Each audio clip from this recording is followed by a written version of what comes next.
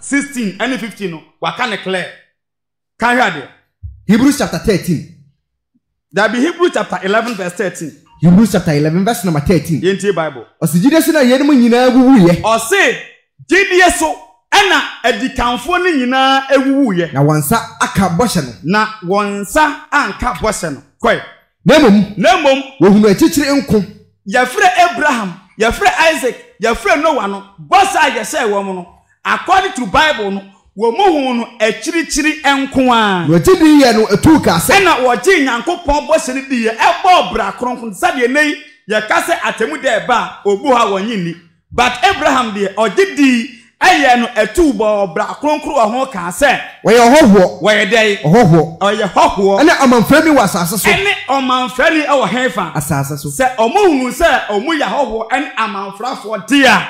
Ene na me nso me ka kira se 1 Peter 2 verse 11. Peter to agidi for say fast adwin e she otirim. 1 Peter 2 verse 11. When ewiase ni enyepe. Enti adofo. Metumu fu se ahoho. Nyankopon asem na Peter so se otu yamfu se ahoho. Ene amanfrafo wa asase so. Ene amanfrafo enti fa se otirim.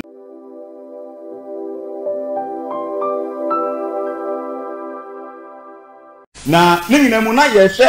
ewiase ahini chosem no aka ho asem. Yesu yere da se kwanya bonsam efa so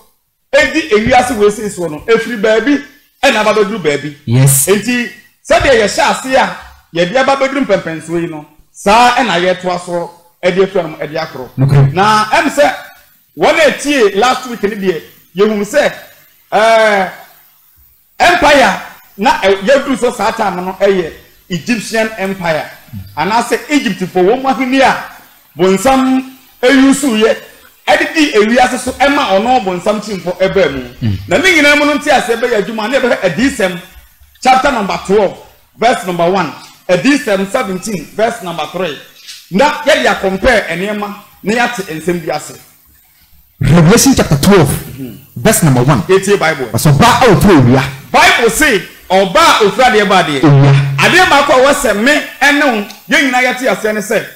efiri mra Nyankopon ebo Adam ne Hawa wode bibia se wo monsa no bonsam efenyansa kwan so eda nipa. Yes. Na ne se mu no abra no me no eba no oka Genesis chapter 3 verse 15 Nyankopon e kan se ode wotan ebeto wo no ene oba na asefo ene wo na asefo ntem. Yes. Ti we kire se bonsam a ompa bibie ne nkosoro no enya de a wo bedo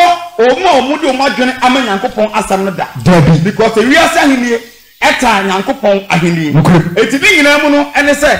bonsam ababanya tumi e wa asase so afọ na kingdom dia na etwa se otu anamon a ebetie Nyankopon enkrofo. Na ene no the very Hawa the Egyptian empire no bonsam eyusu ye e de ha Nyankopon enkrofo sabe be ya menu mienu ya de be compare enema na yate ase be fa kan ha de. Revelation chapter 12 verse 1. 12 verse 1. Na nsanchene kese bi yire hodi wo soro. Ade bia no ansa na obetumi ate ase na wo se hunu ba bia e sha ase firi ye. Yes. Yohane ne Nyankopon e de ensam a abetwemu ene de wo ho ene de na e ba beba no wo da ensam nyina di e de kire no na wo kire ne se ensanchene kese bi yire hu adi ewo soro na de epiefu bae no eni oba bi ofura owia nie oba bi a ofura owia eni na osane wo ne nanse ena sa oba no osane e wo ne nanse na ensuruma du mienu abotire buboniti ensuruma du mienu abotire abuboniti na oba na fa ofuru na sa oba no na wafa afuru oretemre ko awo afa afura otiem eko awo na awo so adan na awo ayede be adan no na sa oba we according to Nyankopon asem no eye Nyankopon asafo eye Nyankopon man all the way from the Old Testament na sa oba we eye Nyankopon enkrofo a ebo bra kronkron na de omu asi wo se be de Nyankopon pe no wo ka Nyankopon eman a esai Nyankopon asafo no a ejina wo de ma sa oba we no ehom be pa chaw Isaiah 54 verse number 5 na fan clarify nema 2 Corinthians 11 verse number 2 dentia oba o ya kronkron ejina wo Adema Nyankopon eman anase Nyankopon asafo no esase as far back as Old Testament eti yeti ase sa ye behu yenti a bonsam eyusu the kingdom of this world every time Nyankopon enkrofo a eni am na wo kasai ogusu a ogusu ye free wani aba the Egyptian empire ya ba beti ne mabiase e pa kan ha de Isaiah chapter 54 verse number 5 yentie bible na okuru no yonko eti ha no Nyankopon ka kire Israel me pese me kire sa oba we nu a ewo Adi chapter 12 no eye Onyankopon man Israel eni Nyankopon asafo na de ntia wo ye oba no Nyankopon fa na ne man eye Jacob asefo na Nyankopon man a menu mienu ye bobra konkon ye ka ho no Nyankopon tusu the nation ne se eye ne yere eye Nyankopon edofo eye Nyankopon eyire nti Nyankopon ka kire Israel for say Isaiah chapter 54 verse number 5 Isaiah 54 verse 5 what's na wukunu na wo Israel oye Nyankopon man no enam sa oye obanti wukunu ena oyofo ene bi Nyankopon a me ye oyofo no asafo de ni din ye frame otumfo jawe na ne wudimafo na me Nyankopon no me na me sa ye wudimafo Israel kunkun no me ni Israel kunkun ni no wo frame asase ni Nyankopon na me ye asase ni na de ba de Nyankopon na Awurade afra wo se oba enti Nyankopon afra wo ne man Israel eba New Testament Nyankopon asafo no wa fra wo se de ba de oba wecha no no redi ho mu yi wecha na wo ye den redi ho mu yi na kese at that time no na Nyankopon ehunu enema bi wo oman ne ho a na enso ni Nyankopon ba so kire se ema Israel fo onye o madwene se Nyankopon agya o mokora na mom akofese obi a na ni agya ni kuru na odi hu de ba de ti Nyankopon efa the nation Israel as oba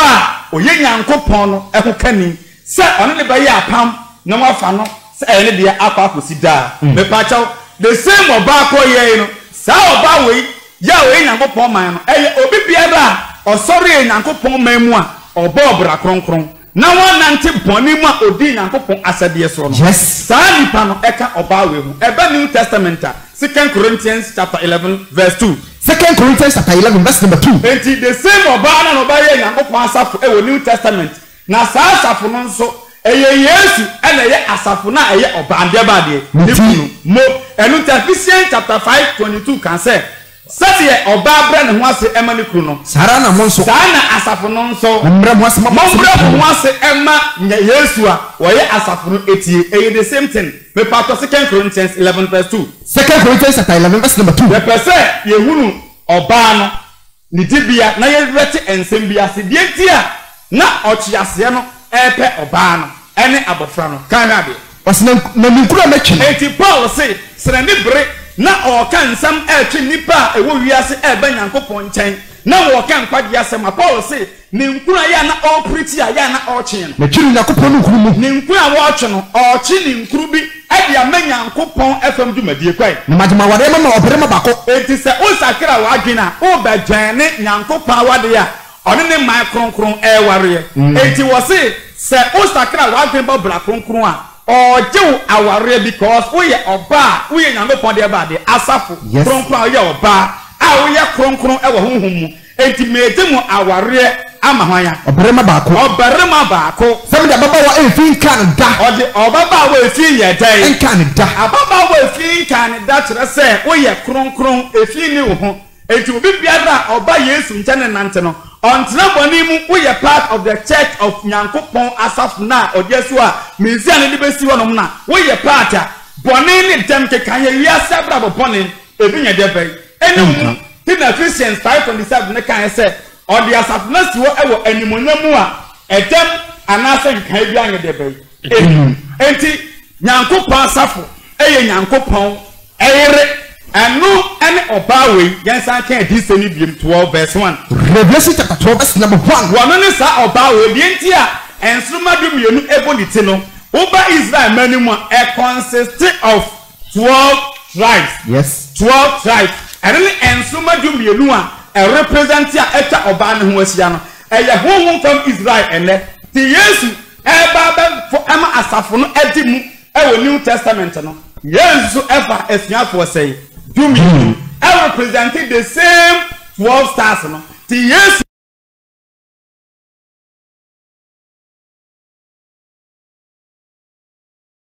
yes kan ya rabe Revelation 12 verse 1. Nti odo ni wo the same oba. Yes. Oye mfumsuo bi ye niamo ho. Ene Nyankopon dwa no na ona Messiah ne so eba be ya reconciliation afa na ere asaba back atemudam Nyankopon ebeshira ayefro a oye oba no ede ama ne doba kura oye Messiah no. Ti o kan Matthew 22 verse 1 na yes the heaven ne compare ohini bia o shira ayefro amahwanya. Baba. Revelation 12 verse 1. Bible kasa. Nsenchene kese bi ni hodi wo soro. Enti Bible say ensenchene kese bi eyi ni hodi wo soro. Oba bi ofura owia. Oba bi a ofura owia. Wasana wona na ase. Enti sa oba we eni akwa describe ne say woye Nyankopon eyira oye Nyankopon manya ono ani Nyankopon asafo. Oba ofura owia. Na osane wona na ase. Osane wona na ase. Ensuma du mienu bu nti. Na ensuma du mienu ebo ni tire. Wo fa afu. Na sa oba wa ide ba de. Wo fa afu. Wa fa afu tire say Nyankopon do ba Messiah no na ne ho nkom se ewo oba ni mu se aginkwa be dai be pie afri ni mu ba se wo be pie na wonya mpie ya oba anyem no oba wo nyango ya akwa ne de wo hye ne yam but ebra de ba wo no enenya duye enti na Nyankopon kom se da ho se aginkwa be pie afri oba ni mu anam so ama ewiase nyina ehunu Nyankopon enkwagye bi se bosa wo se Abraham ewo Genesis chapter 12 no o kan se wo mu eno obetire wiase de ba de amama nyina mo enti sa abofra na wo se opie firi oba ni mu enti ena no oba na fa afro no enti na twa se agenkwa no be wiase nyina agenkwa no na ne ho nkom tete se obepie firi the nation Israel mu enti ne senti any kingdom be abonsam tusu yese obegina so edia wuru wiase biara no e wo se ota the nation Israel ana se ota Nyankopon eman enti ye bahwe ekwan a bonsam ayusu the Egyptian empire ede try say obesay obeha Nyankopon krofo na obetete wo mo na obama ohapi aba wo mo so na se be anamon a Nyankopon so etuye ewo mu me pa chaw kagakra ne hade verse number 3 in the Bible na insenchene fofo bi ewu ni wo soro after obanu a ohu ni wiye no another ensenchene say ni hu adi ewo soro na hye o twase kakra kokko bi o wo tensu ni yen nsem we nso efri say world kingdoms in Bible prophecy no say wuti a ewo say wunya abotre ye na wudi tie efri say nsem na ye ka ba no ye bedu bempenso bi a say one pay attention ma onte ase o say ensenchene fo bi esagi ni hu adi bio na hye o twase kakra kokko wo tensu o kyase a oye kakraka kokwa owo etrenson ani mendu ani emen say du emen edu na ahimotre enson abuboniti kwai na odini bia che osoro ensoroma nti se bi ensam bia na odini bia eche osoro ensoroma nti o miensam say baako kwai na otutugu asase no so na otugu asase so kwai ana hwase no begina oba awore ba yemani ano oba no a onyem abofra no obonsam ne ba begina odanim kwai na se oba no wo na se in case owo a wa mene ne ba no ntanso wa mene ne ba no wa mene ne ba no yen fancy etiri say na say otwease no otame oba no because of abofra de ben ewo ni mu the enti abonsam ani abridge ni ne say ebia uwo Yesu bu ode ba de wo mu sa wo ye papa de a eno na ye bonsam ani bre ewo ho ebi say ekon no eye Nyankopon kingdom against the kingdom of Satan enti hano otwease ni tie say enson ana owo emen say edu me pa chaw yensan ko verse 14 nyenka asem bi wo ho yeba edisem ni mu yia yeba Roman empire mu yia yeba kire sa abo won ni nchechire mu nyina but ye yusu measures bi ewo mu e dia kire ensem bi ase ni asa ko back to the Egyptian empire kan rade Revelation chapter 12 verse number 14 enti wo bo se eyabo baako but owo 37 etire na wo no ebi ahye ahinje bade ahinje e kire se ono bo nsam na wafa de wiase nyina e dia kom ne kingdom no o yusu kingdoms ena ode ewru wiase edis wo fa kingdom we ya na ode aye aduma kodu mbre bi no ode ato no wafa different kingdom no ode aye aduma kodu mbre bi Revelation chapter 12 verse 13 verse 13 was no twase na wu say enti abra ochiase ne hunu se wato na twena asase so no yato na twene asase so no a wono de esoro japade oni hu chafa bia no kwai wata oba owo babani no oye otahwan obano sa oba we so ya hunu se we nyankopon asafo a wo a wo bobra kunkun bia no wo ka ho bi enzesei obonsam na ni bra no akwakoye Yesu na mu ene nasafo ono abofra no ene esei no aba maame no so me pacho twase otirim ewo ho the same aboa kro no ano ye be hu Edisem 17 verse 3 eno de enya wo no nko a aboa no nko a namum oba bi etene so sa oba na wo tene so no ye fam se Babylon kese enya kire se before abati Babylon kese na se no agi so bi nkan no Babylon na edi nkan no yesu ahụ adahụ se Babylon di nkan no a Nimrod e found ye no after say the tower of Babel na escatter ye no ehun so mahinde hu gidie no ehwete wiase nyina ema kingdom abunsam eyusu se obefa ama osagada da wiase biewu no the Egyptian empire enti so hu se Egyptian empire aduma etire so no mu baako ena aduma no so wodi ya aduma ko du ba bi wi a na the next etire ne baako a ede nyina tua bunsam ko no amu no na eno so aduma enti etire so no emu baako a ewu wiase atwam no ena yedi mu nkomo no de kan ya de ento aso no yenhwe na o ma oba no ntabankese bi enti hano de pacho Edisem chapter 17 verse 3 na yenhwe aboa bi a oho no mo ne ngadwuma bi a ewo ho na yenfa ntenten bi ase Egyptian empire last week edi mu nkomo na ekwanya the Egyptian empire bi kwa hu se oba ne botan se obeta aboa ne botan se obeta hwan oba no a eye nyankopon man eni nyankopon asafo onyem abofra ne nyina no na tanfo tata no ehunahuna no the same thing anabonsam use the kingdom of this world the mu baako a the Egyptian empire edita nyankopon enkrofo ade say nipa wo wiase at that time no adwene said ehu America enei said ehu United Nations enei no at that time Africa heya Egypt na ewiase nyina ehye wo monsa kan hwade Revelation 17 verse 3 Bible kasa was what the men of who ko esere so it was it what the men of who fam ade ne ko esere so no baby oti abokoko abusisem bi ase ne ma ana ohunu oba bi a oti aboakoko a abusisem di ase no ma o trenso aboa no the same aboa no kokko na no Edisem 12 verse 3 go in no ana wo se aboa yi owo etrenso ene medu ene emensai du emen edu na oba ne se atade afasi bre oba ne dress ni eye afasi bre na nkrawo ene yedu Roman kingdom ni mu a eye Babylon the great ni mu a ye beti ase but when ye be yi ba ko dia ko kasanti ye monfa so na ye nko kan hade we disika na bodi abo because of say onye kingdom a anase tumi a wonye ahenie ene osom a onye osom a ahia no enye ono osom no a ono te aboa ne so no esro kingdom ene esro sa osom we enti eye 2 in 1 sede nyankopon wona henie na owa ne som no sana bonsam so wona henie ana bonsam so de bade ne som but uba wo se oba we no ote aboa ne so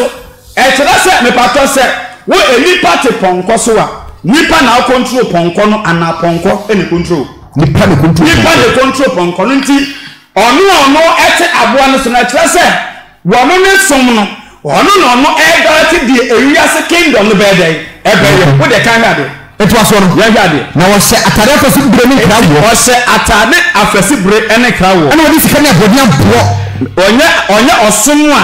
ohia anasa ho kire buale so yaman ejapade se won fanya adwuma ema bonsam timpo embrem kan hade ana hine pa asese ne ho ye de wenwina ama no asese ne ho wo kure sika de mamo afi ase ne ma enti okura adea etiwade ne adwamammo na gese enchechira bane ne efidie ne obrabane ene ne ma enti nyina bi ewo ne mu ene wode ete aboa no eso kan hade wa twe dibi wona mama so se ahana wa twe dibi ewo ne mama so se ehintasem Babylon kese no asase so inyaman ne etiwade nyina na asase so enyaman ne etiwade nyina ena na kire se we mother of etiwade nyina na kire se se osumo denio enchetu bani bia o osum bani bia wonu ene wodi mu apotre but awra wosem bi ewo akire ahane ye mbura we mbi ko nye ninti ene ye wo hane ye refer to me na otese ode ya dwuna akoa o control aboa no ede ye kan hade ento so no yenko na me nisa otefo moja enti wo hunu se sa oba no ahotefo moja eni Yesu adase fo moja abroba no fo moja ede bade abroba na kire se eye osomo a obes osori ya osori etie Nyankopon asafo etu won so sa ekumbie because of say okua Nyankopon asedienti kan hade na bra mi Yohane bibini ye no enti Yohane se abra ohu ye no eye no wawa kese eye no wawa kese papa eto so no yenko na obofo de ka kire me se eti hona bofo ne ka kire Yohane se adenti na ye wanwa adenti na wo se eye wanwa beka oba no ne abo so ne so no ehu asema kire wo eti bofo ne se obeka oba no ene aboa na wote ne so no ho asema de be a kire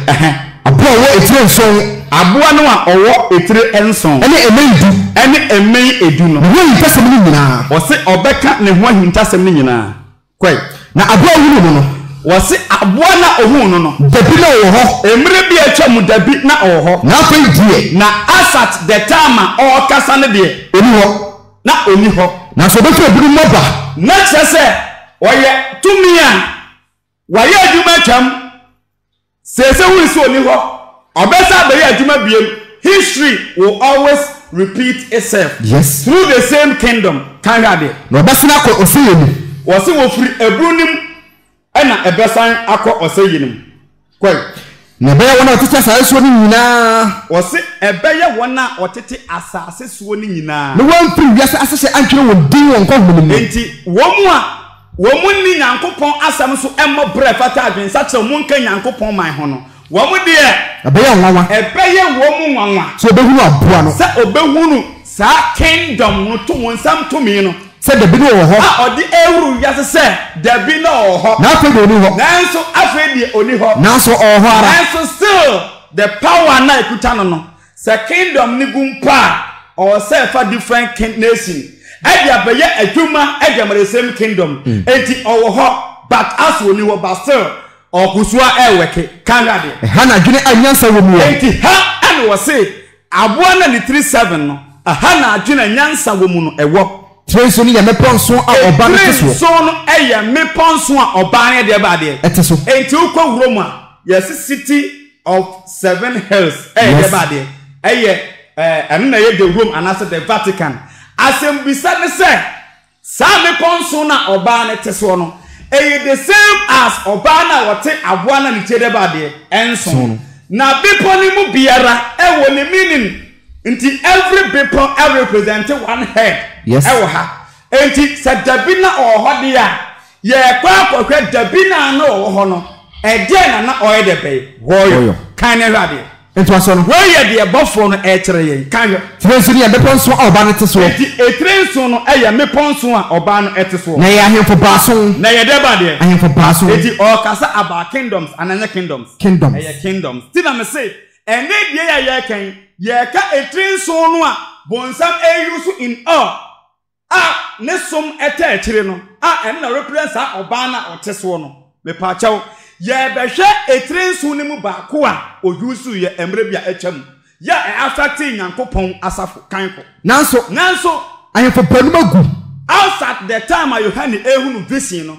o say etrenso na eye ahemfo 7 no na emu 5 ayede bade agu emu 5 ayede bade agu emu 5 ayede bade agu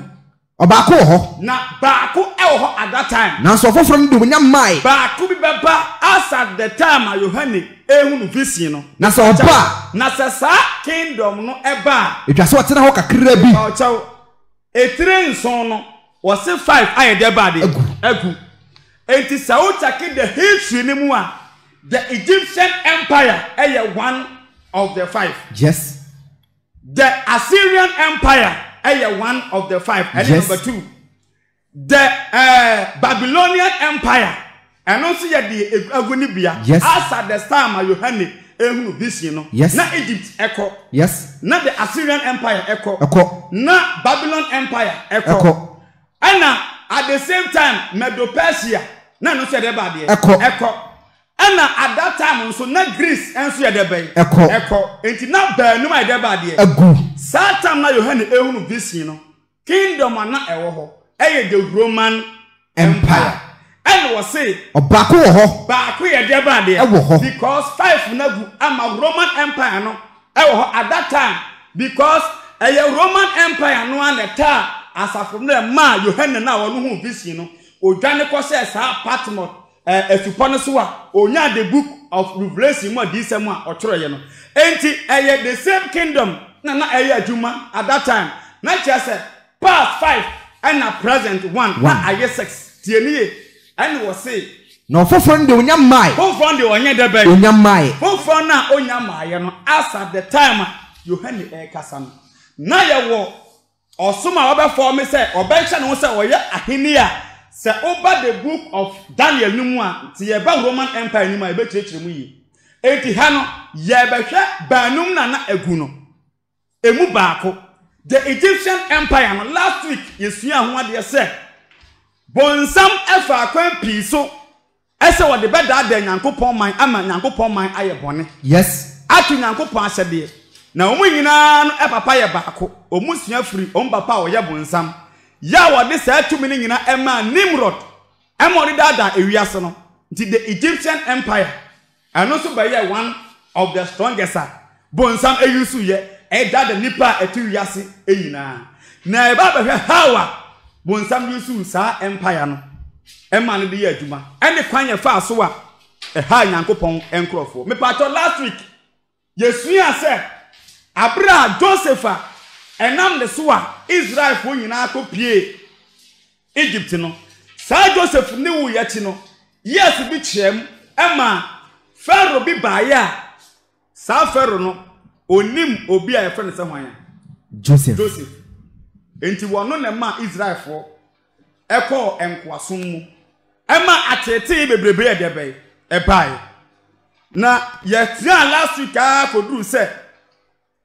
abra ya wo Moses no Satan ne yama odabi tieni yo yama odabi a yesi yenkum emema ye Israel fo emema nyina at that time because Nyankopon man no enyini a eye threat Edema Bonsam kingdom because na Bonsam and use the Egyptian Empire. Na so long as oba no etene so no oba no ye somti Egyptian Empire no eye kingdom no osawo esum gidi a owo na sofo no owo na konfu a eye ne sum dwumadi edema no entie nyina badi atom se abra to Joseph eko Egypt no oba no kura Joseph eware no na oye Egypt konfuo bi de bay ebaba ana Joseph eware no enti osoma na eta Egypt ahene ati ade wu riase a bonsam ade amano ene ade nka ka ho asam se abosom de eye bebre Egyptian god according to mugidiem say friend of Ra eno ne ma eye Osiris ena Set omo class ye etrei Horus and Set edisi ani fighting for the same power and na omu eye Egyptian sun god eho ne kesia na ewiase nyina edi akire ewo Egypt for next time but at that time na Nyankopon asem eba munti Israel for akoye enkwadada ewo Egypt fasa utemu se asase we se me yegiri ni wa we yegiri ni se wan fa nse utemu se wo ye hoho ani manfrani a na o pre akọ ufie bi a eye wo de ya ba ta untumi ntenam dabi enu nti edikanfo no a edi kan ba obra no obi ti se Abraham na wagitu mu se oye hoho e wa asase so obi ti se Jacob abra Joseph adne ko Pharaoh ahemfie me pato Genesis 47 verse number 9 Pharaoh busa se wadi mfie sai yentie nyano a Jacob edema Pharaoh Jacob as what Pharaoh said, you didn't be a what yes, I say, so Bonsam kingdom a this one. We a hog a higher fear, but over the right a fear, or pass a okro. It's not Israel for ever Egypt, no, not a more hog war, but not a more kind acco or more a fear, eye Canaan asase but o ka asa bonsam be gya wo sa say free ha ekwa the kingdom of God mu simple sa there be Pharaoh and the Egyptian empire enya Israel for say mon kwankwa so mu nyanko say dem opa no da ye behwe tumi ahodo no mienu always bonsam fight the kingdom of God and the kingdom of God fight the kingdom of Satan. Genesis chapter 47 verse number 9. Yenti Bible. And Jacob catch the Pharaoh say. Enti hano Pharaoh bisa Jacob say enfie sai na wode oluman. And Jacob catch the Pharaoh say. Me ho bia asetena ye enfrisiamu na. Me pa chaw ne dia ba de. Me ho bia. Ne ho bia. Na ka say enfie na wode ni nyina no. Jacob classify and say e dia ba de. Ho bia asetena. Eye ahobia. Bra sister. We are giving you na Matthew 6 verse 19 catch yen say yen se ejapade wo henefa osoro ehọ na ya wo eternal home ahade wo ye họhọ no so nkyere say wonya ade wo hawa ye bone o Dabi but Matthew 6:33 say won hwehwe osoro yen put the kingdom of God in the righteousness first na de hie nyina afi bibi hia wo de be wo de kan wo de aka ho enti ha no yen tie Jacob asem na yentoa so Genesis 47 verse 9 Bible nkasa and Jacob catch the Pharaoh say enti Jacob catch the Pharaoh say me ho bia asetena ye enfrisiamu na efie oha duasa me ho bia asetena manya nyina wo asase so no emfie oha sai aduasa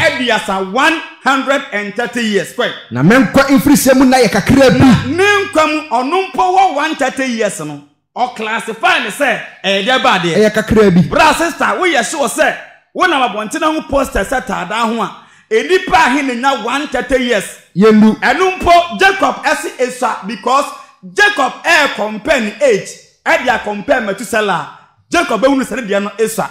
Jacob compare age e dia to Noah ho a ne dia ni sa efrise enru mejanam nkwa enfrisiamu na mu wo enru Abraham dia no na enru Noah mo dia no Noah enya enfrisia kra 500 ansa na wo sem Ham Yafet ekire se enyema ede ba de asesa bra sister posters atita da ho no ene obinya 80 years 60 years a yehuni se wache because babia wiase aduru no ene na Psalm 90 verse 10 kan se yemfris ya na no emu wonfie edioson abroso ano na ye de oche sampai bono fa se ochirim se eye Moses ene boy ti Moses time mpo na enipa nkwanfie no abafom achen first no wo de kan ne hade enti Jacob say na hoho bia sa ase na no emfi a wanya no endu na janom ade na obusa ne ho say adentina wo classify sa de we say eye na hoho bia ena e kire say Jacob nim say o ba bia de ba de ekọ sa na Abraham nyina hu say ba bia mu wo no eye o ma ho bia asase sana na yinso ewosame no yehunu se asase so agiri ni awote no eye wo bia de ba de asase me pa chaw Hebrews 11 verse number 13 enti edikanfo ni nyina ba ye mpo before Jacob no ehunu se aha enye omufie enunti ana Hebrews chapter 13 verse number 11 to 16 no ose ye ni kura ete hoda wa ha yes na de de be Eba na chiri kwan Hebrews chapter 13 no verse number 16 and 15 no waka ne clear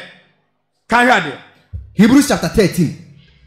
that be Hebrews chapter 11 verse 13 Hebrews chapter 11 verse number 13 yenti Bible osijide so na yenum nyina ewuwu ye ose gidie so ena edikanfo ni nyina ewuwu ye na wansa aka boshe no na wansa anka boshe no koi nemom wohunu achichiri nko yafre Abraham yafre Isaac yafre Noah no bosa yese wo no according to Bible no wo mu no achirichiri enko a wo gidi ye no etu ka se na wo gi Nyankopon bose ni di ye ebo bra kronkron sade nei ye ka se atemu de ba obu ha wonyini but Abraham de ogidi eye no etu bo bra kronkron ho ka se wo ye hoho wo ye dei hoho oye hoho ene amanfani wa asase so ene omanfani e wo hefa asase so se omuhunu se omu ya hoho ene amanfrafo dia ene na me nso me ka kira o se 1 Peter 2 verse 11 Peter to agidi for ko say fa sadwen ehye otirim. 1 Peter 2 verse 11. When ewiaseni enyepe. Enti adofo. Metumu fu say ahoho. Nyankopon asem na Peter so say otu yamfu say ahoho. Ene amanfrafo wasase se. Ene amanfrafo nti fa say otirim say ahoho me part ahoho wo Ghana. Oni Ghana ni eyepe. Debi. Eno nti na nansen na enyuma bi mpo yadoto Nigeria fo nyumam because nyuma we no aye Ghana fo de nti hoho nti ne de ben. Eyebi. Sa na wo ye hoho ewo bonsam kingdom we mu dia. Enya ade bia na aso betu ade ba de because we are the kingdom of God mu enipa enti ha abra Joseph ewuachi ya ohena wo soreye eye seti the first me pacha o sorry say o manyankopon eman enya hoto enti o ma order say yenkunkum emerema because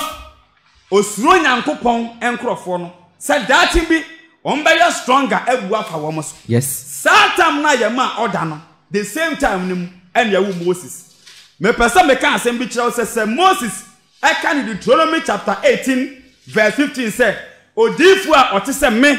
na awurade munyankopon ayi no ewo munuane mu na ono na muntie no a eye true. Sade na yekum nipa ewo Moses time abra ewo Moses no. Sana Yesu time so Matthew chapter 2 so esiye Herod because of say the kingdom aya threat abra wote say yawo agenkwa no Herod emma order say yenkunkum enkura the same thing ana Egypt for no hum say Israel for no so mema no edor no aya threat at the command the Egyptian empire eti wono so ma order say yenkum enkura Satan nim ena wo Moses chapter 2 verse 1 Exodus chapter 2 verse number 1 last one there didn't catch last week 80 ohina no at that time Egyptian pharaoh at that time no setting the first the year 1395 BC and as asem we see here and ma order say yenkum Israel for enti Satan we Egypt ni a ebi nkan ya wo mra bi wo holu mu a bonsam use the kingdom of this world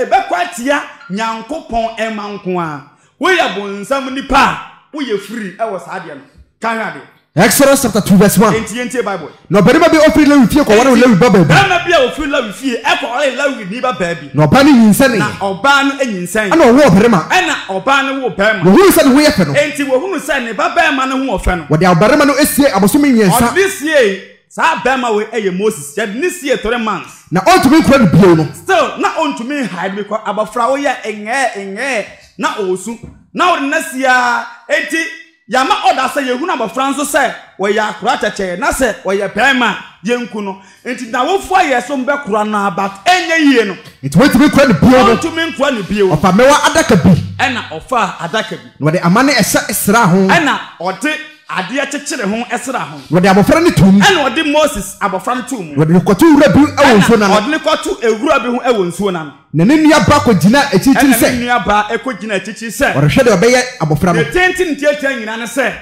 ye kura Moses ni ntia kogya no ede na kwakoto ensuo mu eno na ade ni pia no a Nyankopon bo ne ho ba ade ni kopie ewo Pharaoh ahemfie ya Pharaoh papa eye na adwene se said abofra no ho ofenti obefa no ayede ba ade aye ne ba fa se otimu se no matter how you are say ewiase any je won say there ya still I was say wo kai say unya wiase ni but uye Nyankopon nipa eti Moses upon say no what Pharaoh fie nyina no still na odaswa kai say oye Nyankopon nipa onye Egypt ni oye Israel ni obetimi tu kwa fi Ghana ekodura brochire wintanti na wo winsa wintanti na owe jot oyo Kristo ni wo Ghana but otu kwan no wakoba bra because eya kontum first otim say Genesis 37 ye ton Joseph ko Egypt no na nya misro eda so adi nati yes etu be ka Deuteronomy chapter 28 verse 1 o say se odi Nyankopon ransam so a enhira be kan wadi frem na enhira ka de ba de ofibam me pachaw obi busa me question say bra na American lottery ya na yetwa wudi a okọ America yi eye boni ana enam se na me pachaw metimu sa question Ghana lotto ya ye twai eye bone ana ana say lotto de enye nam tena America na bata ho no na ama enedie aye papa nam sister America lotto Ghana lotto bia e de ba de lotto ti de wo twa Ghana lotto afelia wa wo twa America lotto so e de ba de wa feli e tietia na nyina tie nyamesom bonsam wa ye very smart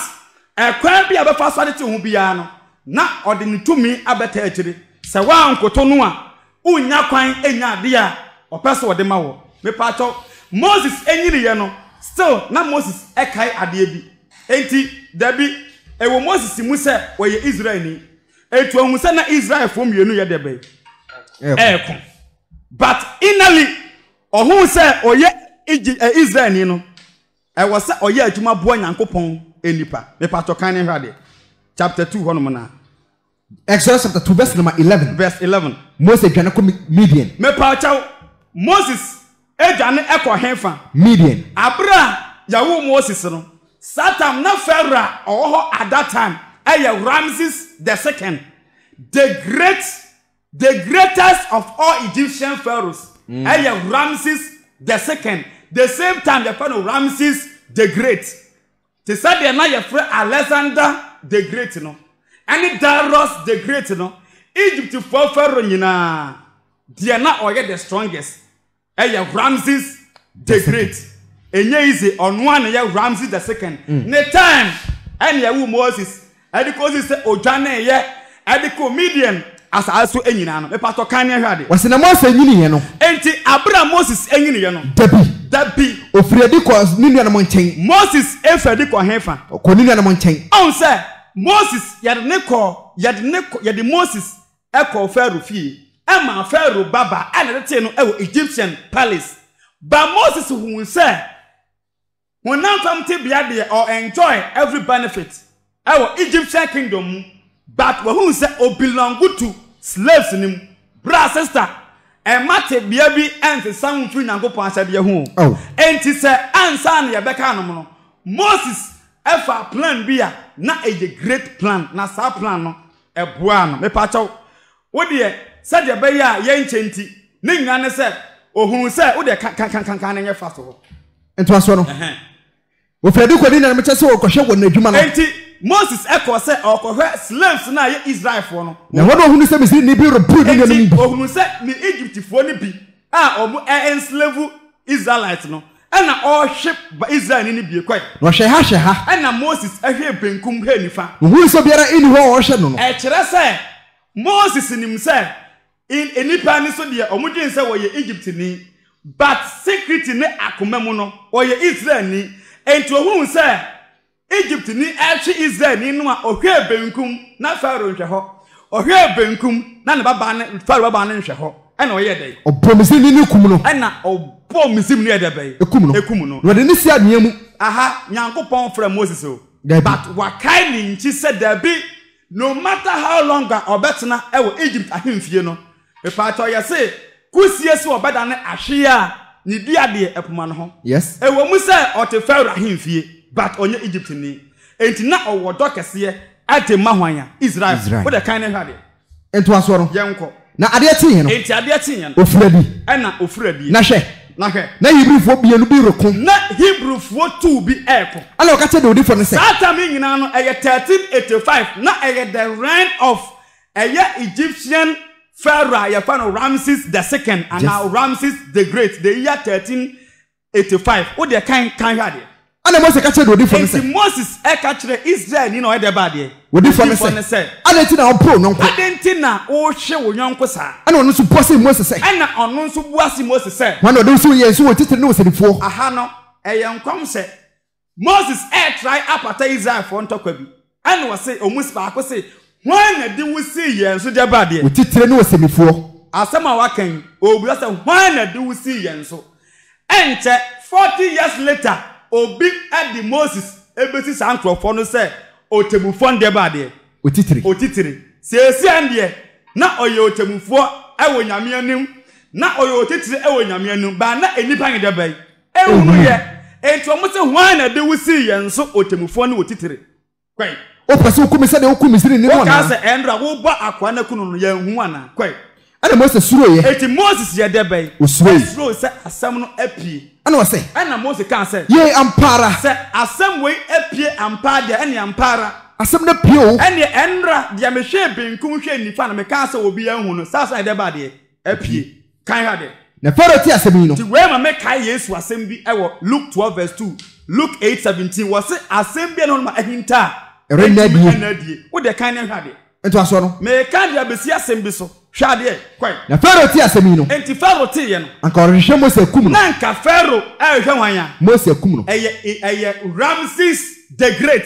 Anka ope Moses ekun no. Kan hwa de. Na so Moses gane free na nemu court na Midian asase so. Ejane eko Midian asase eso. Watena esubura bi so. Okotena esubura bi eso. Me pa chaw. Ehon akotena ye no. Eno kokko ware Midian sofo ebaba. Yes. 40 years ansana Nyankopon efre no amana ba back. Me pa chaw 40 years ne so ya oba back no 1320. At that time na Menupta the first and the Egyptian pharaoh Abra Moses return ye no. Satan first otiri mu say eye the Egyptian empire no na bonsam eyusuo eye ahenie ene ye osom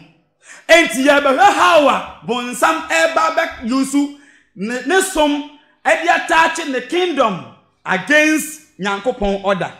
Me say the kingdom of this world bonsam wiase we ahenie no. And say ye bia or say biara no or he say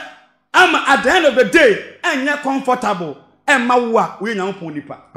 Anunti ena fair John 2:50 ka say adofo no munno wiase na ma ye no wiase o na se no ma bia o wiase na enya me wo hefa wiase wo wiase na so be do wiase enti say wo wote wo no woni di wiase wo abra wo yo Kristoni a wo Nyankopon do ni nu mi enti say wo tie wiase dwom na wo se wiase ntade na bo wiase nkomo na bo adwaman wo bo wiase abra ba Bible say wo just na pode ba de Nyankopon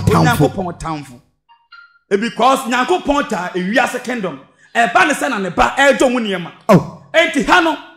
Moses ever return ever from Moses amana ba return back to Egypt no me pa chaw at that time na another Genesis chapter 15 verse 13 no yes na dem Israel for say ombedi no Egypt no 400 years na de ba de na aso exactly 400 years ne so ye no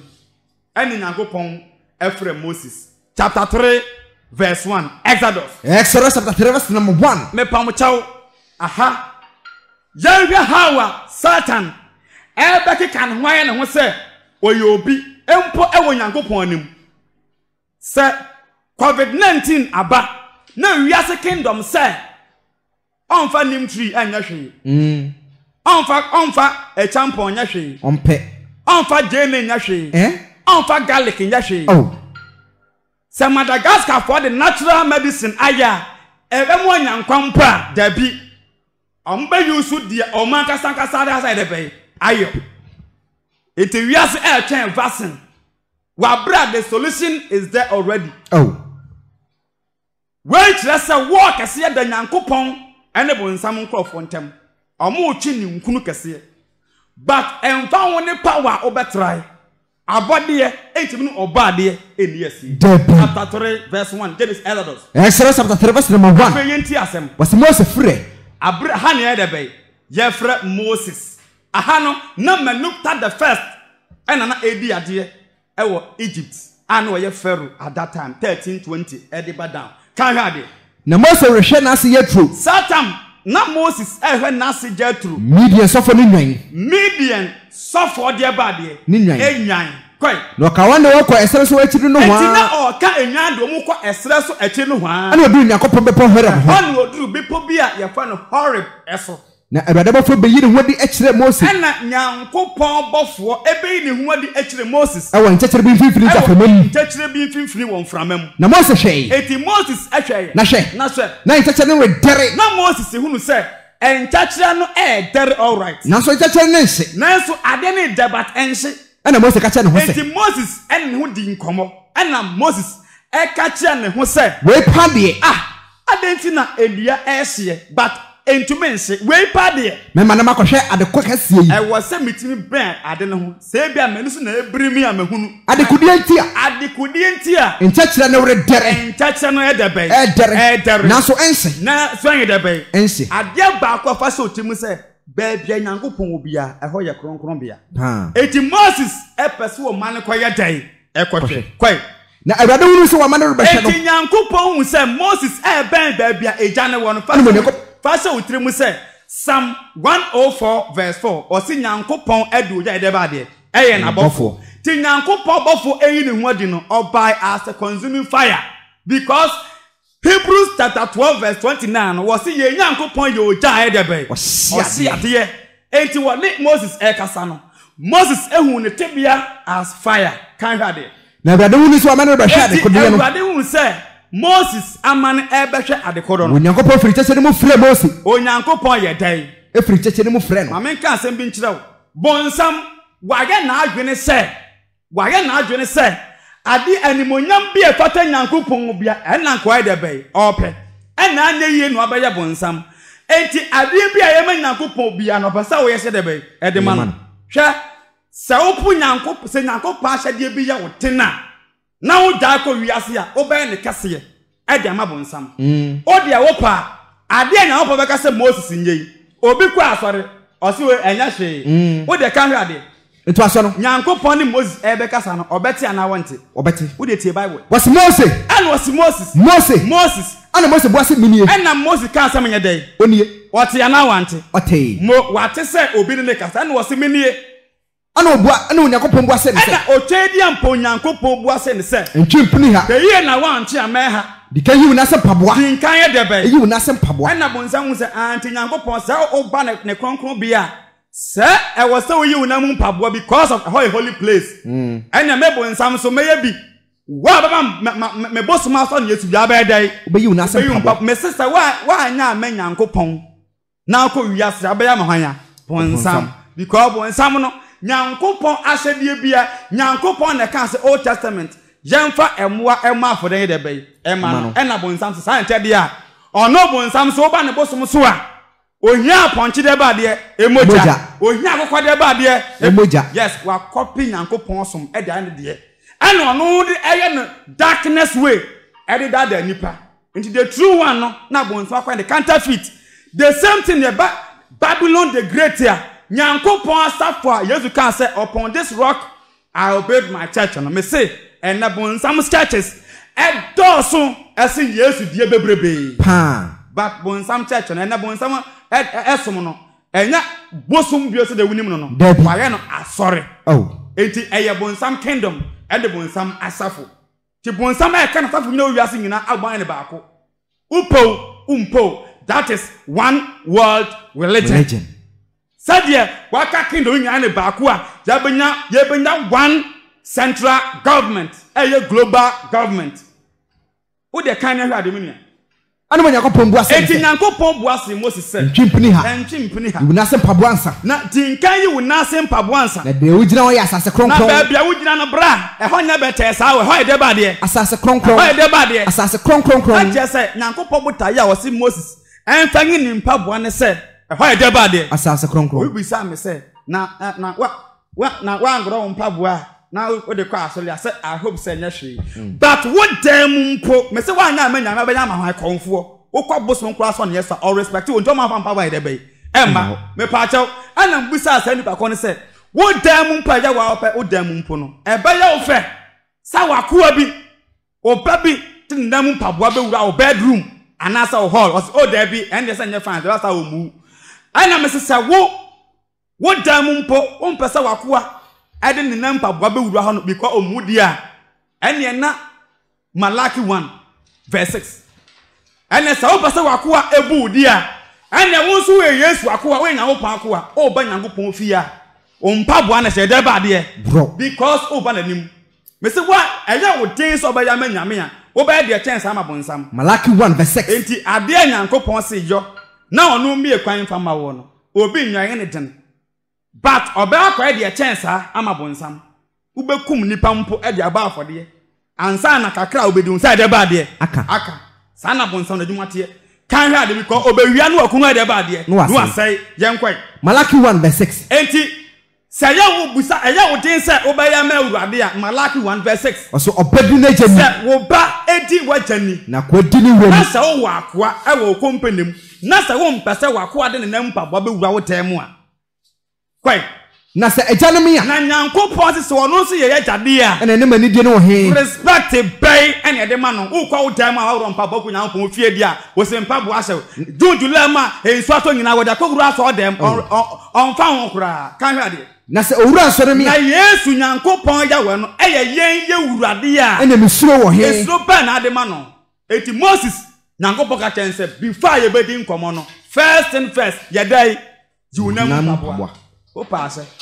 won ye ready to beti nkomo nde a ene ye sempaboa no kan ha ade me ana Nyankopon ka se ene Nyankopon Moses ye osa no wo kan ye na Moses ye osa yes eti Nyankopon kan se mene wajanom Nyankopon mene wajanom Nyankopon Abraham Nyankopon Isaac ni Jacob Nyankopon Isaac ni Jacob Nyankopon ana Moses kata nani ana Moses kata nani e bi se do so obehwe Nyankopon na Moses ro se obehwe Nyankopon ko ni munyam na eso papa kwai Abraham Nyankopon ka kire se na twedi ampo Nyankopon ka kire Moses se ampara aha Nyankopon pese wo chene man Israel every pharaoh ancestral pharaoh niema boni sana the kingdom of this world ade niema che Nyankopon maso Nyankopon pese wo chene ma efure mu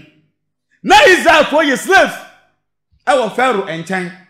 me pato o wo wiase ye de wiase pa fa se otremu se wo ya akwa wo John 8:34 ema hwan bonsam wo de kan hwa de ento aso no yenkwan na Abraham Nyankopon ka kire Moses se otufo Nyankopon ya we ka kire Moses se ampara mahunu me maye o misim na manehunu mahunu me maye o misim jeba de na manehunu Nyankopon man eya hoho e wo Egypt no na omuhunu amane ana no muhunu amane no muhunu amane John 16 verse 20 John chapter 16 verse number 20 sana enen so Babylon eyade a waye adwuma atwam ogusu ye ana abedu sa abrei wo mo mpese obe Nyankopon apade nyina da no bonsam kingdom mu no onfa no ize ti Yesu ema ya assurance ese John 16:20 wasena kura me se mo se o kan kura bi we won kan ada o kan kura kire wo se bubesu wo bedai bubesu e pato Israel for wo Egypt no money age Debi Nyankopon ka kire Moses se wo hu ni man de ba de wa manehunu mo enti Yesu ka kire wo se bubesu no matwa do so ye Nyankopon akwa e wo bonsam kingdom yi mu a o bedai bubesu no watwa do na so wiasefo ni beje ahefo no money beje wiasefo obi ti aso de beso ni wiasefo nyina na ji because Shatawale nyom eya wote. Beyonce nyom ye dai. Eya wote. Ne ntade ye de bai. Eya ofe. Na wo po wiase abrabo. Wo wia wasa akwa asore. Bonsama ka wiase no e de abata Bible no dia form ono na sore. Di to be atachiri. Wo de ye be ko otu ambo hu de ntia. Adifo atrofo e de bonsam power. E da nipa ki nipa koma bonsam no. Anshase ende. E shase wo achichiri. Yabahu hawa Egyptian empire eyusu ne power ekuta no that the nipa at that time kan ba woni enkwenu wasena so asefo ni beje enti wiasefo ni beje na modem wura beho na wo ye gidi na wura bedai enti na Egyptfo ni age no na Israel so ade be aho kwai na so mabra woni beda ne moni gie utumi ginam kosi awie bo bra konkro a awura ho beda nde ba de enti Nyankopon se wa hu ne man Israel de ba de awura ho amre hu kwai eto aso no Exodus chapter 3 verse 7 into aso tie nyina ne say enti was Moses say onko Pharaoh anim at that time Menupta the first onko Pharaoh anim na on Pharaoh anim come say let my people go enti Leviticus 13:05 yes seti the second time Moses appear e wo Pharaoh ahimfie say kim enam se Egypt fo wo munyam ya bonsam eni munyam akata so a e wo abusum a Egypt fo nyina asom eno ma se wiase nyina mu di so e se Egypt ni wo nyame bia aye ne bosom Horus Egypt ni e wo nyame bia aye ne bosom Ria Egypt fo e wo nyame bia aye ne bosom Osiris tomia wo nim no eti Pharaoh e call Moses called Pharaoh anim no Exodus chapter 5 verse 1 simple enkomo netie nkwase asem a Pharaoh e ba beka Exodus 5 verse 1 tie Bible o say na ye no me pesa me kire wo say the kingdom of this world nyankopon yawa oboso ba asase omomfa na nya hwe Dabi. Asam na Pharaoh we eba be kan eno an the kingdom of this world ka che nyankopon enti eba ya de samumpa me pa chaw obekwa kolebu ama doctor a prescribe tabia de amount Dabi. me pa chaw obekwa konfo nochi na doctor ka chaw se konom adutunwa bi test Dabi. atya kai odi eni nkombo Exodus 5:1 Bible nkasa na eyeye no o se eyoye no Moses di ere ko fere wonche ko kache ne se nyankopon frɛ Moses no oba chapter 4 Moses ebisa assign ema nyankopon ma no se okɔ Pharaoh animu a Pharaoh bisa se hwan na asoma wa ka kyerɛ Pharaoh se tie wonders a nyankopon yɛ me pasa me kyerɛ wo se Egypt fo ɛsom no nso na wonders yɛ de ba de ewo Egypt ahenie no osom wom na ya bon samsom yɛ owiasom ɛyɛ abosonsom but na ensankan yɛ de ba de ewo Sana ne nso bonsam asori a wate ade ntumi ata akye no ensankan yɛ de ba de ewo but difference at the original and counterfeit in them. To one way na a different to for the bonsam to me bedai ebedada. Okay, Jeremiah 2:8 going na. Jeremiah time na you were diphobia. Wo musom ye Israel dipho but the sickness say o makwage to me e wo bosom Baal nchen. Yes. Baal no so we son God. Oh. Nobody ye adwuma. Enti ene ubie TV ni radio wa Blamentain ubenya adwuma Blamentain ubenya control Blamentain ubenya wade upesika bra lot number 024444 ensehunu ko a oh na sembusa ne se Yesu free so buy no o free so buy se ube free Ghana akwa abrochire Dabi na o kan say wo John 10:10 John chapter 10 verse number 10 and after John 2:25 was in a board they say e ba Yesu dia say e down e de ba de e ya abrochire ho Dabi Yesu say free wiase ba ne nche na ko Dubai oh Yesu boss e de ba de down kwa eti wo pa abrochire akona asembusan say wo down kwa question o kan Matthew 6:33 a was it the encounter the kingdom of God and the ba de righteousness o chempna so pe Dubai akọ oh uta loto winsa o da so abokro no nyankopon wo na ko America first and first and the kingdom of this world no wo mo ni nyankopon etwemanso ewi abesi wo Pharaoh ahemfie eti Moses say me kwa na so Pharaoh bisa na menye dai o so kwa poma na kuta no fato from bed dai be dan wo any na percent chen yes mo eti abra Pharaoh Moses kwa Pharaoh ahemfie no chapter 5 verse 1 was na yeye no eyo no Moses ni ere ko fere wonche ko kache ne se Moses ni Aaron eko Pharaoh ahemfie eko kache ne se Ewurade Israel nyankopon sie ni Israel nyankopon ya wanu sie ni ma me man ko no ye onko sefa ma me ma me man nya dai onko sefa ma me me kire wo se wo ye nyankopon nipa wa asase su a bonsam nipa nso de ne mbra de be e tintim so on paso be nyankopon apede so won se shatawale e gba asorodom a o Kristo ni wo na ye target yes because so won se ya sapon ani hwa ni wiase ni aye collaboration na bra sister money de ba de now because e wiase no Yesu na wiase beto nyuma ma Yesu but o de bedada wa o de Yesu achi o kan Psalm 33 verse 1 Psalm 22 verse 23 o say aten na efo na monto do ma hwan ya ma onyankopon obi a obo wiase dom na no way any hwan ni aye collaboration bo worship na me pato nyankopon pe worship a kronfo num Dabi na me pe worship a edwamanfo num Dabi na me pe worship a obi otu nyinsengu Dabi hwa baby ogina puppet anim se oye ontuntuni na hwa atwamanya wo bo osofa wo pretty se oye osofo hwa wo bra wo bo enya nwanwa Babylon worship na na adwuma ebisi wo the Egyptian empire mu wo de kan ne hwa de etu aso no enko ana Pharaoh bua se won se Pharaoh ati se Moses se nyankopon ya wese mane man som no no ana Pharaoh ka kire Moses se why na Awurade amete ne mama Israel fa akọ what a cheek why na Awurade na kese onu bu ne bosom ran onu bu ne bosom horse no che hwan ya otumfo ya we yes eti why na Awurade na wo kana sem no minim se Awurade no minim sa hwan ya Awurade no your boss ro ba sase no nim no enu bi ni nyankopon ka take that for Isaiah 1 verse 1 say wo so muntie asase ya so maye mamu anyini mama hwan ya mama won so na won de other bad wa bom soko na nkyem ni wura efum ni wura de bad edidi daka na me man de onya dai wonim me sade Pharaoh ka say onim no no bra sister o ti aso dem asemusan say wonim Awurade question Pharaoh de was some bosomunti or so nimuno. Now tiasie. Now what tia saw them at the Bible. I bounce up for Henno. And you me I saw Nina Cross or Yame some no Papa Ben awesome. Papa Bay.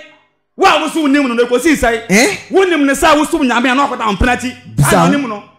Was soon Yame we knock or see you or Yaza or Chaloto at the Wabem. Galatians says verse 7 to do your birthday. And one of the brass sister, you're extra careful. Would you tell our name? It was on. And was say, Hebrew for Yanko Promise, Hebrew for Yanko Pon Abisia, into Miyako Assassin, and my young cock through this as Rasson and Sapine. Yanko Pona for the bra. Bonsam said Yanko Ponda Roma. Sabon Sambe Jao say Codin Yanko Ponti, and can you possible? And Lieutenant Luke 15 the catcher and said,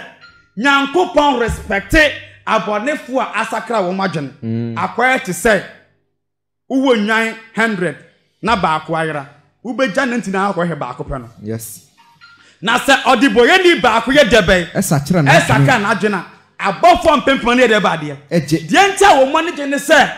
woni how a take de ya one person etumi change ye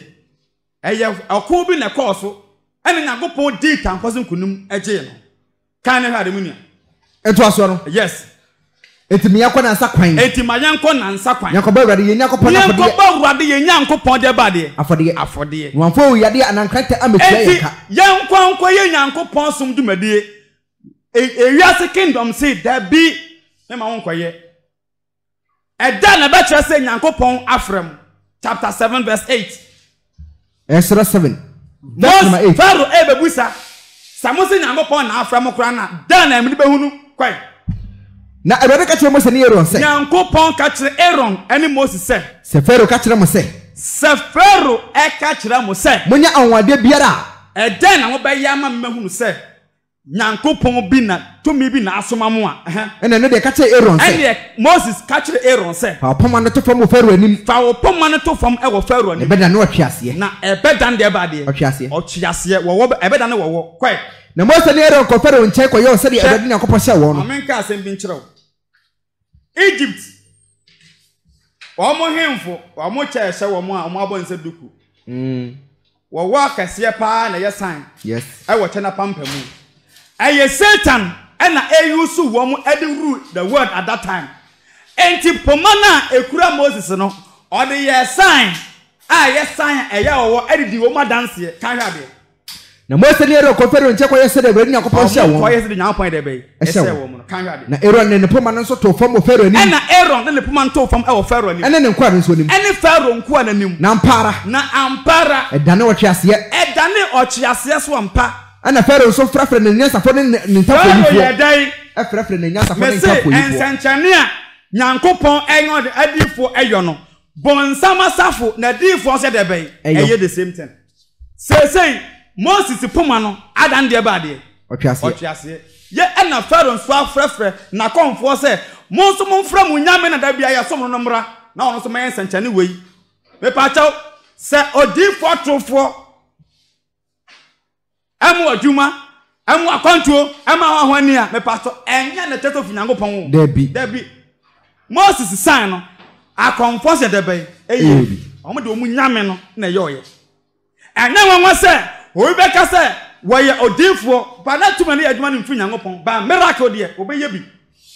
tie Bible ha ento asoro na Pharaoh so frafre ne safo ne ntafo yi fo bai Pharaoh frafre ne magicians enso e bai na mesima akofo no so de wona suma nsam ne yesa pepepe hayo Egypt fo no edi wo mu de ba de suma nsam wo ma suma nsam enti nyankopon de no eye miracle bon sam de ne de ba de eye esuma nsam ntafo yi sam no mu di dada nipa enti ha no ade a Moses aye no akonfanza de ba de aye San nei etie bonsam suma ode asi wono no ode nsan kyale so de ba de ade akire enya na sha ase Egyptian empire na ewom the same thing we dey enti Bible ento aso no na we nyina de wampoma toto fam o mu nyina de wampoma de to fam e dan dan atwase dan de ba de atwase nanso ero poma no memene wan poma no poma no me pa chaw se bonsam betumi ai de Yesu ebedwa me pa chaw to me be change de to me bi yibesi enya no nko awo abra Pharaoh eprim na koma no Pharaoh se won pem na opon krofo ne nko chapter 8 verse 5 Exodus chapter 8 verse number 5 wo de yenti asem na Abraham ka kire Moses say wo de free chapter 7 verse 14 chapter 7 verse 14 no ade a Nyankopon ese odi gina so atwe Egypt fo aso no ene se mo mpene ama Nyankopon man ankwa di obeye nie o ma mu so obedan de ba de emoja yes chapter 8 eno ma mponche ne de bay abai me pa chapter 8 verse 5 8 verse 5 yenti Bible na Abraham ka kire Moses say enti twedi mpo Nyankopon ka kire Moses say ka kire Aaron say pese mo hunu hawa Nyankopon ye miracle no a na Egypt fo akonfon so abekanta Moses de no san lei etie Nyankopon etumi ya odwuma bonsan so ba no se wo ye asafo eno no so de ni tumi abeta nkrofo bati ededa da nipa nti adwuma obetuma ma obi akontu a obetumi akọ but na emfiri Nyankopon but ededa wo de kan hade nto aso no na Abraham Nyankopon ka kire Moses say ene Nyankopon ka kire Moses say ka kire Aaron say fa opoma no na tena wonsa tubatire na eti wasuwa ne ntare so na tena wonsa ewo entare ne ensuwasuwa so na ma emponche ne mra Misri asase nyina so na ma emponche ni tie ni ye na Moses emma emponche ne mra Egypt asase to punish them me say ewiase eye asode na sade Egypt fo eye asode ntia Nyankopon na Egypt fo nyina eta ohen na chi Dienti a punishment ne ba e ko mani nyina so ni no mutai o ma ohen na chi ti Nyankopon so e kire o mu se mo ya so tena obe punish mo ene wiase so e Nyankopon so aso tena enti o punishment a ebi ya asase wo so ebi ya mframa ebi ya suire ebi ya yare tom ya na nipa na abontena no ayete Sub-Zero e wo Mortal Kombat mu ene obi na abontena wa ayete American Ninja e famna no we ya bema ye ukwa busa Donald Trump o se oni anu aduru Nyankopon punishment eba Egypt force no mu ni anu aduru the same thing the Egyptian empire one of the kingdoms bonsam yusu ye to deceive people o de enti Bible na Aaron training sa o Misri so Aaron etenensa e wo Misri so na emponche ne ba bekata Misri asase nyina so emponche ni ba ye se de Nyankopon asem e kan ye no kwai na akonfo ne de wona suma so so ye sa bi pepepe akonfo no so eye o mo so nsanchane na mo to mi so eye nsanchane no bie e ma nsanche e ma emponche ne fro ba Misri asase so e ma emponche ne ye tai e fro ba Misri asase so o mo challenge Moses ana mo challenge Moses o mo challenge sade ne de Nyankopon so obeye no Nyankopon se mudi bone a mema asase na sere o musi bone ne ebedi asase ne sere a fertilizer bra ewiase Nyankopon di asie ya extra careful edi wa bia omuntumi nya no propaganda eno mbeye se wa anu aduro ni akobo joy tijo mensa pa kasa wo ene onya anu aduro se wo boa yede dada unya bia no unya kosie o yes me pacho jamon tofa ni influence kan hwade chapters 7 honom na chapter 8 verse 19 verse 16 chapter 8 verse number 16 yes na Abraham ka kire Moses say na Nyankopon ka kire Moses say ka kire Aaron say Moses yen sanchani 2 Egypt fo ye bi ahana Nyankopon ba kire Egypt fo akonfo ne say ono ye Nyankopon na mo ye nkoda enti hanu Nyankopon ka kire Moses say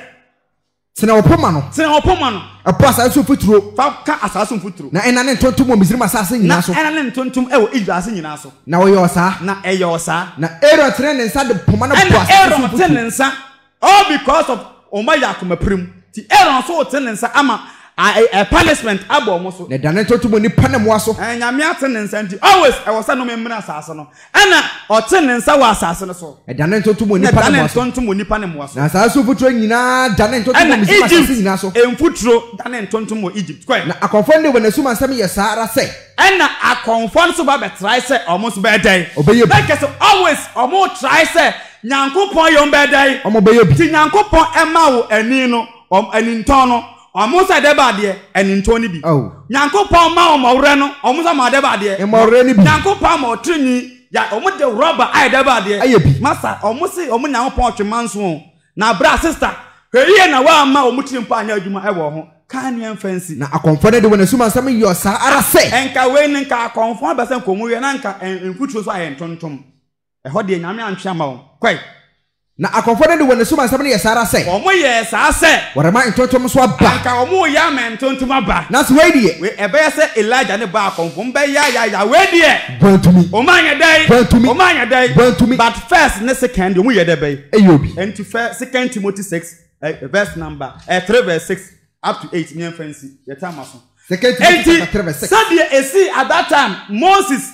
and Pharaoh akonfo no eye obi a proof miracle Moses ya na akonfo ye de ba de eye enene adifu atofo nso de miracle da nipa cheko nipa ko say yem say Yesu na eye da bi kan near fancy menua 2 Timothy 3 verse 8 near fancy enti say na samiti enti ha no Moses echo Pharaoh ahimfie no na Pharaoh won krofo bi a omo gina mu ewo Egypt force mu against Moses kan hwade 2 Timothy chapter 3 verse number 8 3 verse 8 na sade ya ne ya mre enti abra Moses echo Pharaoh ahimfie no sade ya ne ene jambre ene Moses di esie abra Moses proof se Onyankopon tumi no Sarah Pharaoh akonfo so proof se omo tumi Sansu na enei yene mo nso sa edifu atrofo ne atroasomfo no we mo nso ene no kra ni di esie ono kra de ben di esie enti wo ka se ya wose onya sa Yesu abewu ayesei ye wa adamase omo no kra de ben di esie we nipa a wona dwena sei wo mo ye nipa o ma dwan de ba de asei won fra wogidie fam omo fra e wogidie fam enso wore nko wani bi ara enti Bible say omo nko o manum pi wogimi ni bede de woni pa nyina ni sade Egypt akonfo ejimi dadi woni pa nyina nim se munyame ne ye powerless no sana edifu atrofo asofo atrofo azafo no so wo mo so de be dadi e woni pa nyina nim ye de masi e wa ha